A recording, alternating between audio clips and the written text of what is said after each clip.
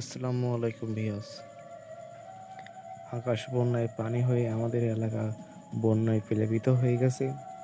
মানুষের ঘের বাড়ি সব ডুবে গেছে, সাথে আমাদের ঘেরটাও ডুবে গেছে। ডুবে যাবো যে ভাব, তাই আজকে আসলাম ও ঘেরে খাবার দিতে। এই যে দেখতে পাচ্ছেন ঘেরের একদম কানায় কানায় পানি। এই যে ঘেরের ভেড়ি দেখতে পাচ্ছেন, বস্তা দেওয়া ঘাড়িতে রাখছি, একদম ফুল কানায় কানায় পানি। বাতাসের বেগে শিলাগুলো সব এক জায়গায় জড় হয়ে গেছে।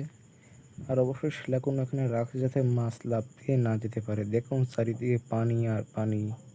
আর একটা জিনিস দেখাচ্ছি, আমাদের ঘেরের ভেড়িতে অনেক পেঁপে গাছ লাগানো ছিল, অনেক গাছ মারা গেছে আর একটা গাছই বেঁচে আছে। হয়তো গাছটাও বাঁচবে না। এই যে দেখুন, এই একটা গাছ পড়ে আছে পানিতে। আর এই দেখুন চারিদিকে শুধু পানি আর পানি, যতদূর চোখ যায় শুধু দেখবেন পানি আর পানি, শুধু পানি। পানি ছাড়া কিছুই